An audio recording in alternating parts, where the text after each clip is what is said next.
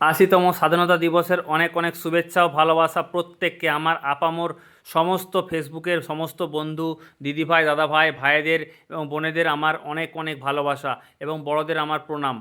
তো এই আজকে স্বাধীনতা যে আমরা পেয়েছি, এই স্বাধীনতার জন্য কিন্তু প্রচুর প্রচুর বিপ্লবীদের কিন্তু জীবন দিতে হয়েছে। অনেক রক্তক্ষয়ী সংগ্রামের মধ্য দিয়ে কিন্তু আমরা স্বাধীনতা পেয়েছি এবং স্বাধীনতা পেয়েই কিন্তু আমরা এত ভালো ভালো খাবার খেতে পারি, স্বাধীনভাবে স্বাধীনভাবে চলাফেরা করতে পারি, আমাদের গ্রামে আমাদের ভারতবর্ষের মধ্যে বিচরণ করতে পারি।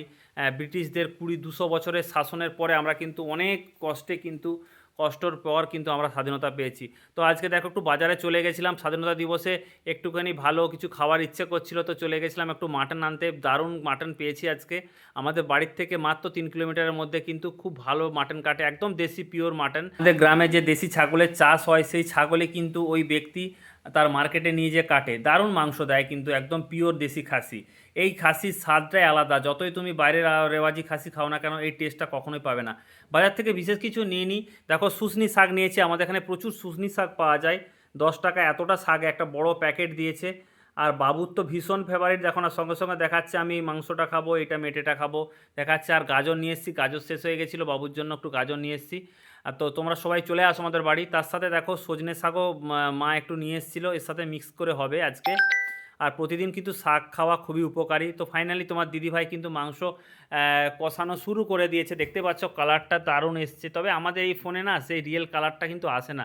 এটা যদি ডিএসএলআর বা আইফোন বা স্যামসাং গ্যালাক্সি আলট্রা এইসব দিয়ে ভিডিও করা হয়, তাহলে কিন্তু একদম রিয়েল অরিজিনাল কালারটা পাওয়া যায়।